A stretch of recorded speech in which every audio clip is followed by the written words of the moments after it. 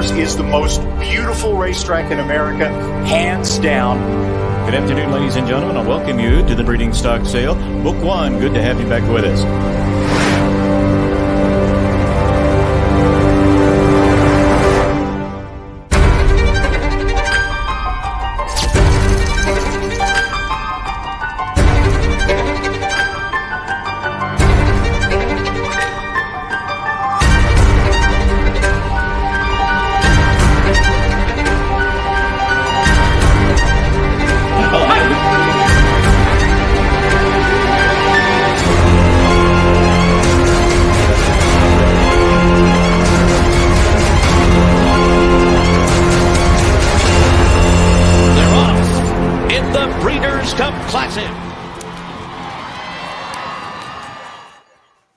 And welcome in, everybody. It's the Thursday night edition of the Keeneland Look-ahead as we look towards the Double Dog Dare Stakes Day card on Friday at Keeneland Racecourse. I'm Jeremy Plonk from Horse Player Now, as we are every night prior to the next racing day with you at 8:30 Eastern for the Keeneland Look-ahead. Full look at the card. We'll give you the big picture, how I'm looking at the multi-race wagers, my best bets on the program, and then we'll go race by race through the program, give you a sense of where the public handicappers at Keeneland are looking, where my key plays are, and how we might strategize those on a big afternoon. We've got a star filly in action, a 4-year-old filly, Malathaat, back for her 2022 season debut. She was the Kentucky Oaks winner last year after winning the Ashland Stakes at Keeneland. She headlines a 6-horse field in the Double Dog Dare, where the defending champion, Bonnie South, is back as well. So we've got a nice field set up for the main event. Big weekend for the fillies and mares. Of course, we've got the Double Dog Dare here at Keeneland, the Apple Blossom going tomorrow, or Saturday, I should say, at Oaklawn Park. If you're looking ahead to entries for Saturday, jockeys Joel Rosario, Jose Ortiz, and Florent Giroux will be on the road at Oaklawn on Saturday. So as we look ahead not only to the Friday card, but towards the weekend, note those key jockey road trips, if you will, to Oaklawn. Rosario, Jose Ortiz, and Florent Giroux on the road to Oaklawn coming up this weekend. Let's give you a quick recap of what happened on the card Thursday. If you were following along at Keeneland, you saw some good performances from another Mike Maker trainee on the turf. We saw Maker get his 4th win in 2 days.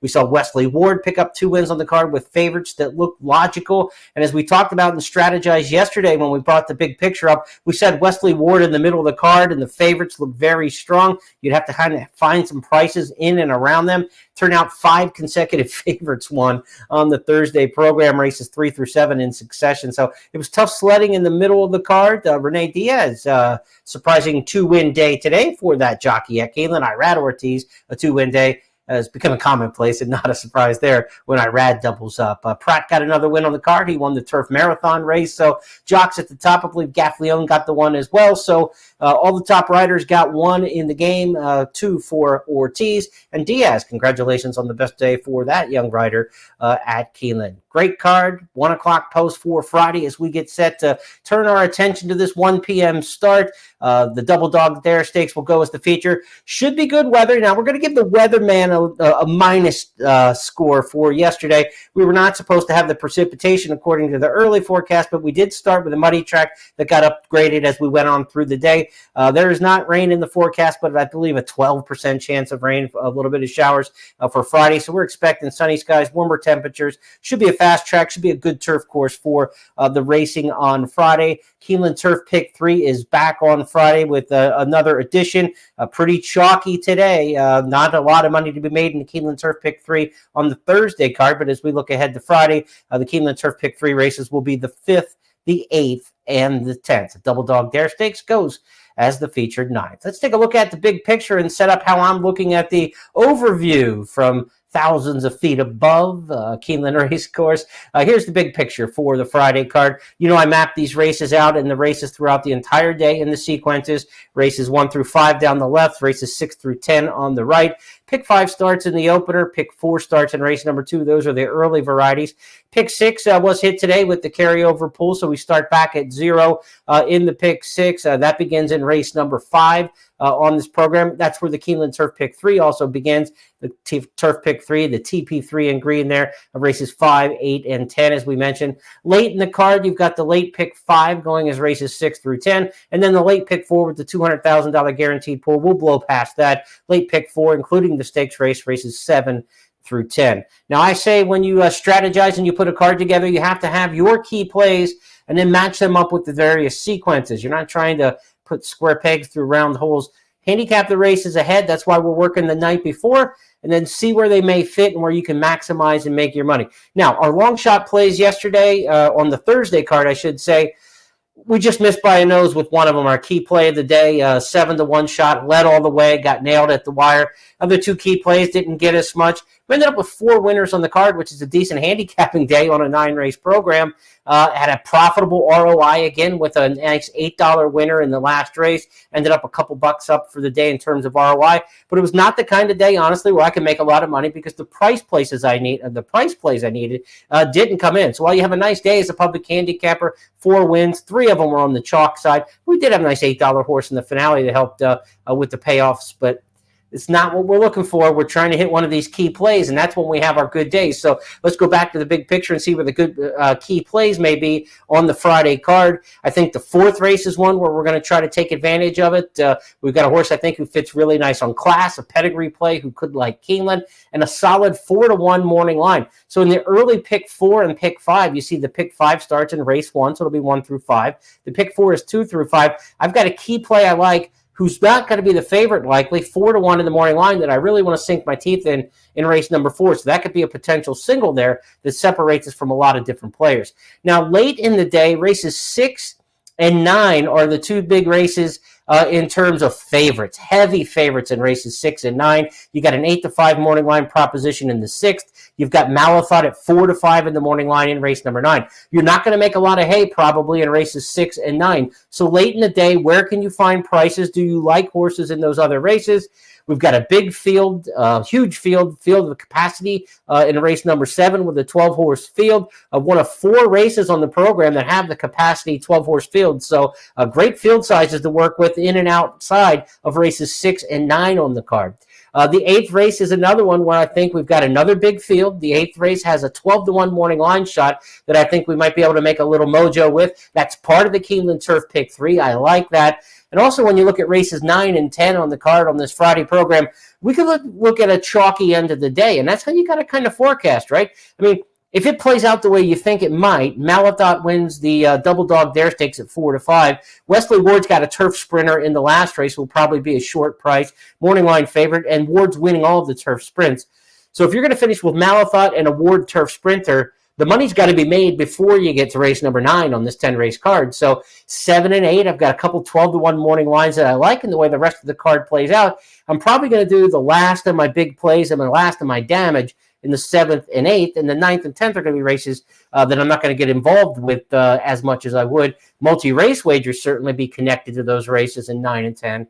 But in terms of strategizing how I'm going to play the day, as you see, when you've got back-to-back 12-1 morning line shots among your picks in the races 7 and 8, that makes the late pick 4 and pick 5 interesting. Now, again, I think we're going to have 2 big favorites in there. Mufi in race number 6 and Malathaat in race number 9. Both of those are going to be very solid favorites, even money, sub-even money. So you're looking at 2 very short prices in the late pick 5. You're also looking at a potential Wesley Ward in the nightcap that could be a short price. So if you're going to play the late pick 4 or pick 5, you've got to like something at a price in race number 7 or 8 if you're going to get a big return. If you don't mind playing a pick 4 or pick 5 with a short return and a focused ticket, then you can go after it. But if you think it's going to be a small return in a pick 5, that limits the number of combinations you want to use. You want to keep your number of combos down. Even if you're, say, a $40 player in a pick 4 or pick 5, you may only have 10 combinations you want to play when you think it's going to be chalky, and play that same ticket 4 times. That way, when you hit it, the pick 4 pays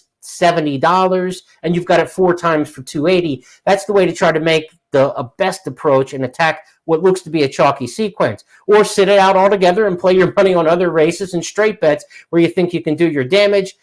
The spread tickets on days when it looks like it could be chalky, you're probably throwing money against the wind those days. So it's vulnerable favorites you want to bet against. If you don't think these favorites are vulnerable in races 6 and 9 on the Friday card, then you're going to have to take either a very focused approach on the pick fours and pick fives, limit your number of combinations, and attack the races where you do think you have a price. And I think we've got a couple in races 7 and 8 back to back. We go to the selectors box and let you see what the handicappers have to say about the races across the board here at Keeneland on the 10 race card. Public handicappers page. This is at Keeneland.com, and the expert selectors box. Our handicappers consensus grid: Scott Hazelton, Tom Leach, myself, Gabby Gaudette, Kim Nelson. Shame on me for saying I had 4 winners on the Friday or on the Thursday card and thinking that was a decent day. Scott Hazelton, hats off to him. He hit 6 winners. 6 winners on top for Scott today. Again, some of these were kind of chalkier type prices. The biggest thing I hit on the card was for about $8 on the of the 4 winners. I had Disappearing Act for $8.20. Scott also had that one, but Scott had the $12 winner Pistol on the nightcap as well. So he had a really nice day. 6 winners. He had 3-1.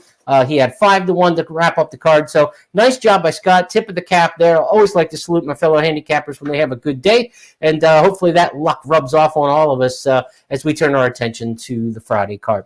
First race on the program is a maiden claimer, 6 furlong. And in these maiden claiming 6 furlong races, you're looking for some horses with some early speed. You want to try to get up and get out of there. Speed is always good going 6 furlongs, especially at the lower class levels like these maiden claimers. I thought the 2 Very Wealthy might be the fastest from the inside. Mr. Six-Bagger Scott Hazelton also liked Mr. Very Wealthy, so I'm in good company there. Scott and I both on that runner, Very Wealthy, as our top pick. But this is a race where Allocate, Mrs. Nushi, Bachelorette, you see it's an 8-horse field, but the public handicappers have 4 different horses picked on top. So when you have a situation like that, it's usually a pretty wide open field. And in this particular case, it could be one of those wide open fields. But I'm taking the speed with the 2 Very Wealthy. Raylu Gutierrez riding there. Inside speed. That's the angle, and that's what we're going with. Also like the 5 Shell Shock a little bit, but the problem with Shell Shock, 0 for 13 lifetime. But this is a 5-year-old American Pharoah taking on a lot of 3-year-olds.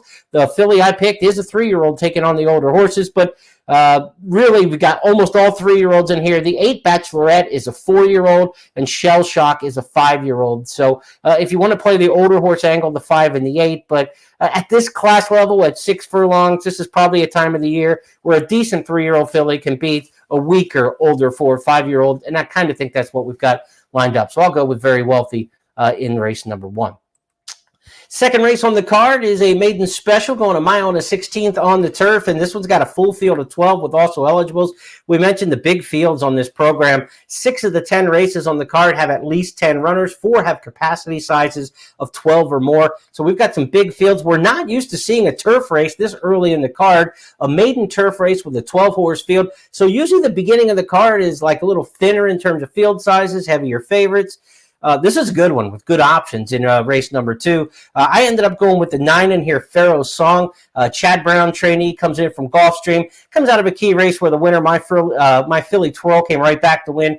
This horse is from off the pace. I like the profile. With a little bit of closer here, going a mile and a 16th on the turf. And Flavian Pratt taking the ride. Pharaoh's Song, my top pick in here. Edie's Candy, the 3 is an interesting one for me. The last race at Tampa was not good. This is a horse who got into traffic trouble, basically taken up and taken out of the race, and ended up running 12th. Draw a line through that. Was running better at that point. The prior race for Edie's Candy puts him right there. This is inside speed from the 3-hole. I think might be quicker than the 1 and the 2 coming out of there. And Luis Saez is an aggressive early jock. So I think the 3, Edie's Candy, for a hot trainer, Graham Motion, is going to be right in the mix. So race number 2, as we go back to the handicapper selectors box, Pharaoh's Song, Edie's Candy, those are the top 2 for me. And if you look across the handicappers, Edie's Candy, the top pick for the ladies, Gabby and Kim. Pharaoh's Song for Tom Leach and I. And Scott's out on an island with Kivalina, the 1. So that Brendan Walsh trainee, the only one that Scott's got picked on top, also picked underneath by a couple of the handicappers. But a third one to keep a consideration on. I put 4 good options down on my past performances. 9, 3, 2, and 1 were all horses I thought were good enough to use in here in a multi multi-race play, and I think you would want to use all 4 of those when you're looking at the pick 4 and the pick 5. And again, the pick 4 is going to start there in race number 2. So if you're lining up your pick 4 tickets, maybe 4 deep here to start things off in the second.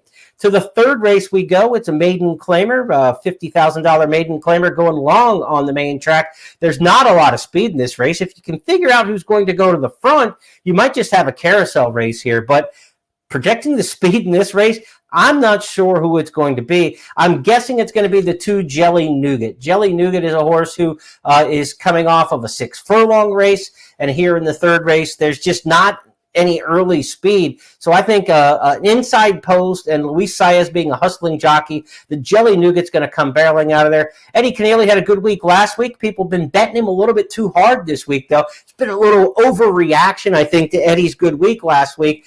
He's been bet hard here early in week number 3. Hasn't had the same success he had during week 2. But Jelly Nougat, Luis Saez, Eddie Keneally should be the speed to the inside. I think they've got a chance. The other horse coming out of a sprint race is the 7 Crimson and Cream. I think Gerardo Corrales getting blinkers on may try to go to the front with this one. So I think the 2 and the 7 are the 2 horses most likely to show speed in here. They kind of go against the profile because in these maiden claiming route races for the older horses, they tend to be won more often by horses who have exited route races. And that would be the way I would want to play this race based on the trends. But something that over usurps all the trends for me is pace. Pace handicapping is the most important thing I think you can do as a horse player. And there's just no speed in this race at all. So to take the route horses in here against a couple 6-furlong sprint types, I think this might be a case where the stretch-out horses can win and knock off that trend where usually you're looking for a router at this class and distance. So the 2 horses coming out of the sprints in race number 3 are the 2 Jelly Nougat, the 7 Crimson and Cream, and if you know me, I'm a proud Oklahoma Sooner card-carrying alumnus, and we are the Crimson and Cream, Tulsa owners here, and Saturday is our spring football game, so I'm all in on the Crimson and Cream this weekend. Baker Mayfield's getting a statue put up on Saturday. We need a handicapper statue. Scott Hazelton would probably get a statue based on his 6-win day today if we're taking the short-term look. Let's go back to the handicapper selections as we move to race number 4 on the card. And look across the board here. You've got Jazzy Lady picked on top, Since You Left, Jazzy Lady, Jazzy Lady, Jazzy Lady. And if you come back to my big picture, here's where we kind of have to look. One of my key plays was race number 4, pedigree player, class fit, 4-1 in the morning line. That was the 6, Jazzy Lady. And look, 4 of the 5 public handicappers all have Jazzy Lady. Am I going to get the 4-1 in the morning line? Probably not. This is a sense that we can see the Jazzy Lady is going to be a shorter price than the morning line. A lot of folks seeing what I see. I love the Cairo Prince in the pedigree. Cairo Prince is going long on the dirt here at Keeneland, have an exceptional record. This horse has a win at Churchill Downs going a mile for the $10,000 claiming level. And that's important because this is a starter allowance for horses who have started for $10,000 or less in the past year. And Jazzy Lady ran one time at the $10,000 level, and it was a victory. That's what you want to see in a starter allowance. Take the maximum level that you can be eligible for, $10,000, run for it the least amount of times, once, and win it. I mean, that's how you fit the condition of a starter allowance to a T. Tom Van Berg goes to Irad Ortiz in the saddle. I think all signs point to the 6, Jazzy Lady. Unfortunately, my public handicappers are with me as well here, so maybe we don't get the 4-1, but I think Jazzy Lady's the key play early in the card. This is the single to me in the early pick 4 and pick 5, so as we look, the pick 5 on races 1 through 5, we're going to single here in race number 4, and in the pick 4, which is races 2 through 5, again, we are going to single here in the 4 to number 6, Jazzy Lady. Now, jump into the fire of the 5. You could certainly make an argument for that one. Has done nothing wrong with 3 blowout wins in a row. 2 of them at Mahoning Valley, but this horse did break the maiden for $10,000 at Churchill. Another one who fits the conditions very nicely. The 5, Jump into the Fire in race number 4. So if you're looking for another horse to mix in there, Jump into the Fire, absolute love. Those are the ones for me for the exactas and for the multi-race, not for the multi-race bets, but, and I wouldn't go any deeper than an exacta in an 8-horse field. There's only 8 horses in race number 4, one of the smaller fields on the card.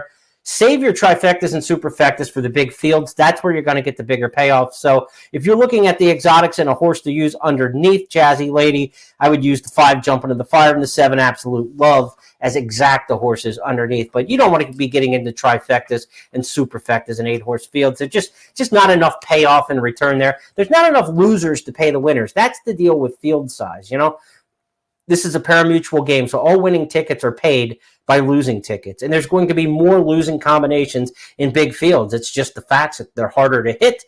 So in a 12-horse field, say for the trifecta, you've got in a 10-horse field in a trifecta, you have 720 combinations that you could play. In a 6-horse field, it's 6 times 5 times 4, it's 120 combinations. So the difference between a 6-horse field and a 10-horse field is 600 combinations of the way a trifecta could come in. Then you take the superfecta and you're multiplying it even more. So it just goes to show the difference of what 1, 2, 3, 4 more horses in a field make in terms of what you can possibly expect in expected payouts. And so focus on the big fields when you're going to play the tries and the supers. You get an 8-horse field like race number 4. You're either playing a straight win bet, you're looking at exactas, or you're looking at multi-race wagers, daily doubles, pick 3s, pick 4s, etc. To the 5th we go, and race number 5 is part of the Keeneland Turf Pick 3, as we show you on the big board. Also kicks off the pick 6. Turf Pick 3 again on races 5, 8, and 10. $3 minimum wager. Low takeout here, so you can expect to get a nice return. We've got turf sprinters in race number 5, going 5.5 on the grass and 12-horse field. So we've said it many times, but the power posts, I call them, post 3, 4, and 5 have an exceptional win rate in full field turf sprints here at Keeneland. They win about 45% of the turf sprints when there's a full field. Those are post 3, 4, and 5. The strike rate should be somewhere around 25%, maybe give it a little bit extra because they're towards the inside. But at 45% strike rate, an average winner of more than 11-1 odds, this is an advantage. And anytime you get a full field turf sprint and you can find a horse that you can make a case for in post 3, 4, and 5, give them an extra boost. You got to lift those kind up. For me, the Iron Lady Away, number 3, is a horse I don't think quite has the class in the 3-hole. Dynamite Gift in the 4 just kind of looks okay to me.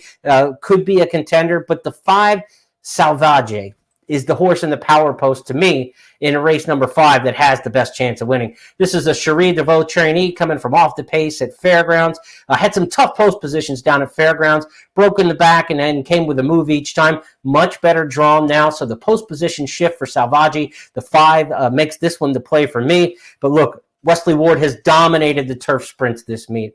I believe he won again most recently. I think the only turf sprint that Wesley Ward has lost this meet was when the Christophe Clement horse nailed him in the 2-year-old stakes back, I think, the end of opening weekend, the Sunday of opening weekend. Wesley Ward's won all the other turf sprints. He's been absolutely dominant. He's got the 11 horse named 6 Feet Apart in race number 5.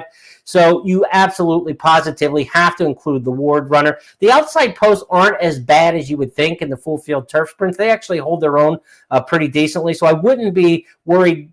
I wouldn't disqualify the 11 6 feet apart based on the post position for sure. And when it's Wesley Ward and John Velasquez, you have to give major consideration to them. They're absolutely a tremendous team together. And Wesley Ward with these turf sprinters this meet has been impeccable. So I love the 5 in here with the post Salvage. You got to use the 11 6 feet apart. So if you're talking multi-race wagers in here, you got to use those 2. If you want to use Joel Rosario on Sand and Sea, his ability to close and finish, this style fits perfectly for Rosario in a turf sprint. I could certainly see you making a case for that. If you go in this race 3 deep, you're looking to me at the 5 with the power post, the 11 with the Ward factor, and the 10 with Rosario. I think you've got it covered nicely there. I mean, Ward, Rosario, and a power post, 3 deep in race number 5. If you're looking at the multi-race wagers, and probably 3 deep as well, you can afford to go in the turf pick 3 as we kick things off. So a 3-way leg there, but I'm in on the 5-horse Salvage from a very good post. 6th race starts the late pick 5, and this is where we're going to have one of the bigger favorites on the program as we go back to the Handicappers consensus. Race number 6, Moofy, coming in from Gulfstream Park, has a win and a narrow second in 2 career starts. Jonathan Thomas, such a high percentage. His horses, his first 5 at the meet, 4 of them have run in the exacta. This is an Augustin stable homebred for George Strawbridge and the family. akin to Forever Together. You remember Forever Together? Great turf mare here at Keeneland years ago. I believe she's either the second or third dam of Moofy here. So this is a really well-bred Uncle Mo filly. She's run 2 times. She's run well at Gulfstream Park. She should be set up to get the allowance win. And if you look across the way, Moofy picked on top by Scott, by Tom, myself, by Gabby. And Tail of Ready Chianti is the upset pick for Kim Nelson in here. That's the horse the rest of us have picked second. Absolutely a 2-horse race according to the public handicappers. Take the 3 or the 7, and that's the way it looks. And, you know, if you go to the big board and you figure out here what we're starting with in race number 6, it's going to kick off the late pick 5 with an obvious favorite. If you don't think they can beat Moofy in here, then you're looking at a factor of 1 for the pick 5. So your pick 5 ticket on races 6 through 10 would cost the same as your pick 4 would, because you're only adding another leg and it's multiplied by 1. So to play the late pick 4 is kind of silly in this sense from a standpoint of, if you like Moofy, you just go ahead and play the pick 5. You assume the victory in there at a short price, and then you let your pick 4 ticket roll, because you'll double the payoff of the pick 4 to the pick 5. If the pick 4 is going to pay, say, $50, the pick 5 is going to pay $100, even with that short price in there. So I would just go ahead and let it roll in that case. At least we'll pay double. And so just add that other leg, even if it's a short priced horse. In the long run, you're better off doing it that way. So single in the 6th race if you like Moofy. If you don't like Moofy, you got to jump in on the pick 5. I mean, that's the key, is if you don't like Moofy in the 6th race and everybody's singling that horse for the late pick 5, as soon as that horse gets beat, the late pick 5 also automatically becomes a good payer for the day, no matter what happens the rest of the way. So if you have a strong opinion of Moofy, go ahead and single in there. If you don't like Moofy, then get creative, get another horse in there, and get yourself the pick 5. That could be a nice one. Even if Malathaat wins as a big favorite later on the card, if you beat that first favorite right off the bat, that will help. Now, if you can beat Malathaat as well and you beat both big favorites, that's the kind where you're starting to look at 5 figures when you're getting your payouts for your pick 5. So beat 2 big favorites like that, and you've got a shot on a card like this. But Moofy looks strong in the 6th race.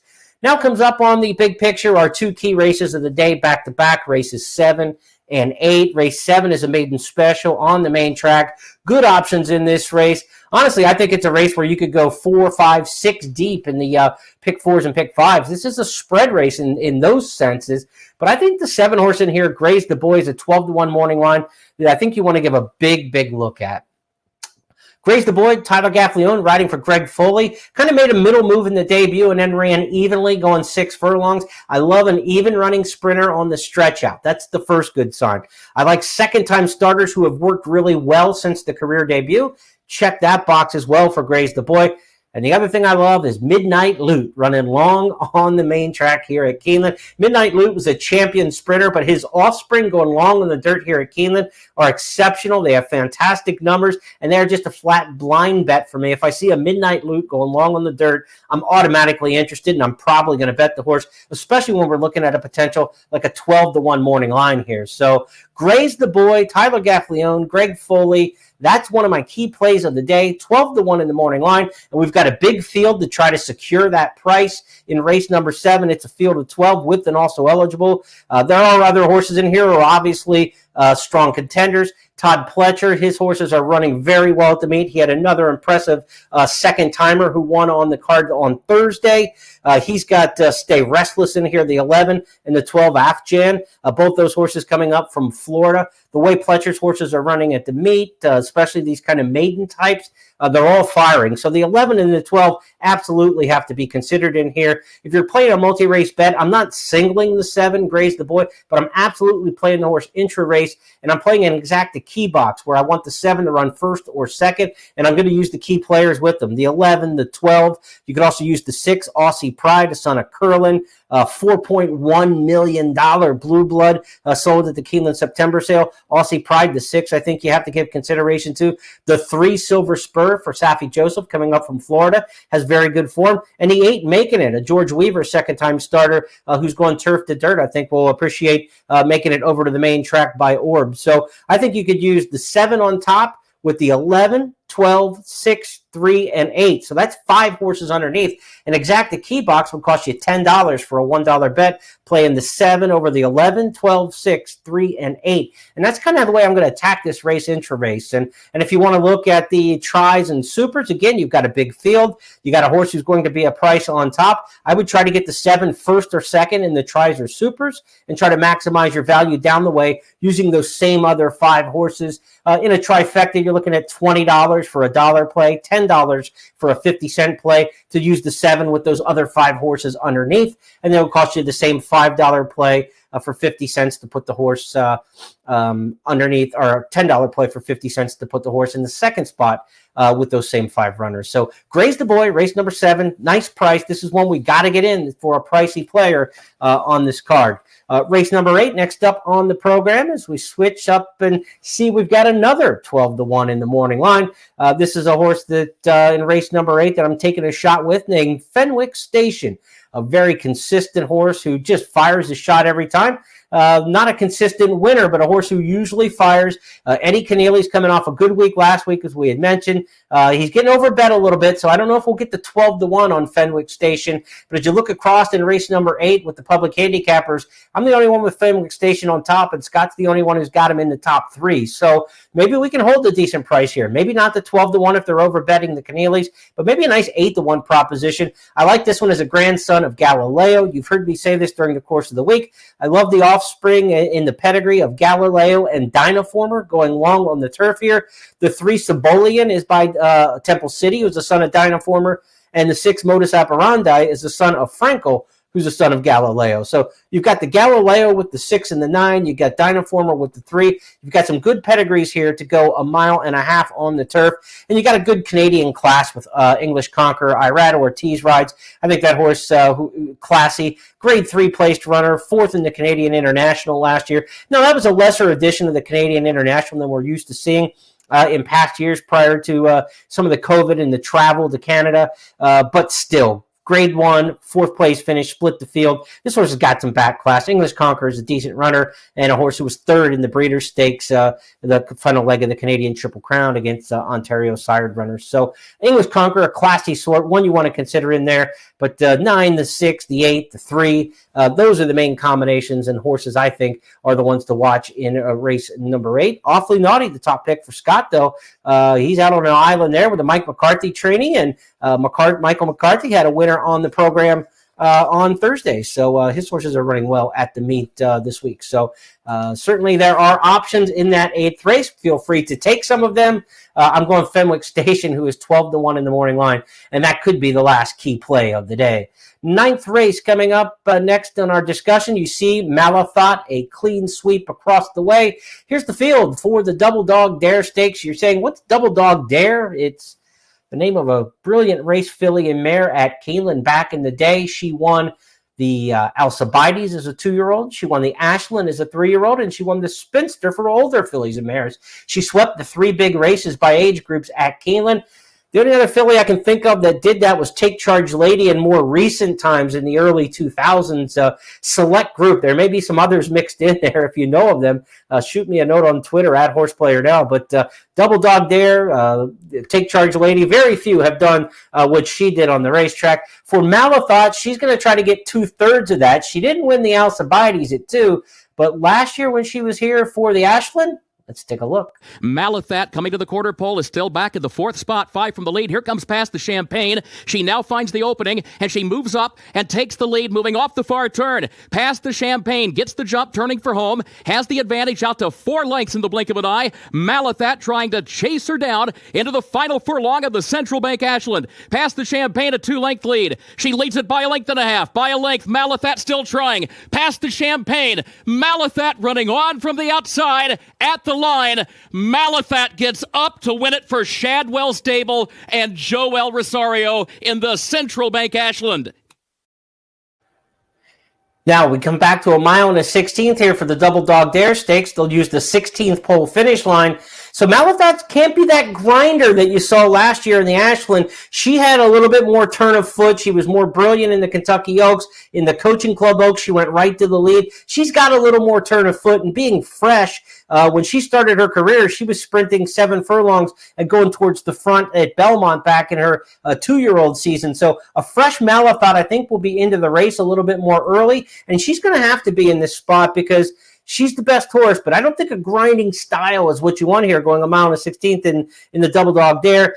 Super quick. The 2 is going to set the pace. The 6, Lady Mystify, should be pressing the pace. I think it's pretty defined that the 2 and the 6 will be in front. Malathaat, if she can sit third and just punch home, that's the perfect trip. Get the jump on Bonnie South. Bonnie South is a dead set closer. She'll be dropping to the back under Florent Giroux and trying to make a run at the end. That's what she does. It was good enough to win it last year by a head when she beat Royal Flag in a good race here in the Double Dog Dare Stakes. She's also making her first start of the year, Bonnie South, unraced since the Fall City at Churchill in November. Malathaat, she should get it done. I think she'll sit third early, pounce, and go on to victory. I've got it really just 1-4-5. It's Bonnie South second, Crazy Beautiful third for Kenny McPeak. I think it's a very chalky edition of the Double Dog Dare Stakes. Let's go to the final race on the program and take a look at the Handicapper Selectors box for the 10th and final. You can see 4 different horses chosen on top. Musical Design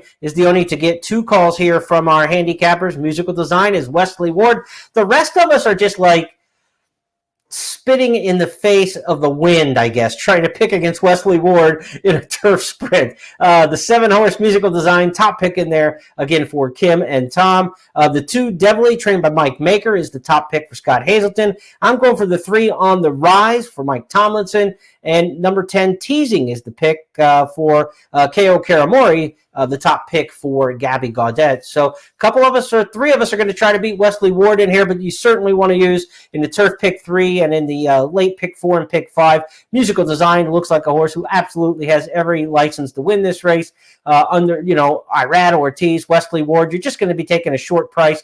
But the Gulfstream Turf Sprinters are awfully good. It's a good quality turf sprint program down there. I would expect Musical Design to come up here and run a race. We've got another full field turf sprint. I love the post 3, 4, and 5. Is there anybody in those 3 holes that I like? The 4 and the 5, they don't quite do it for me. The 3 I do like on paper. Another one coming up from Gulfstream. Again, I like that circuit down there in the turf sprint ranks. On the Rise, Mike Tomlinson gets Tyler Gaffley on the ride, coming off a Gulfstream turf sprint. Similar form, speed figures in the same ballpark if you look at the buyer figures. On the Rise did it in a maiden special. Wesley Ward's horses did it in a maiden optional claimer. It was probably a little easier field than what On the Rise ran against when second down at Gulfstream. I like the post a little bit more, 3 better than 7. There's nothing wrong with the 7 hole, but I do think the 3 is a big advantage in here. So let's try On the Rise. Going to try to close up the inside under Tyler Gaffleone. I think you use the 3 and the 7, and you probably say goodnight. Maybe the 12, Jazz Time Girl on the outside. Mike Maker's barn's going really good. He's got 4 wins over the past 2 days, 3 Wednesday, 1 again here today.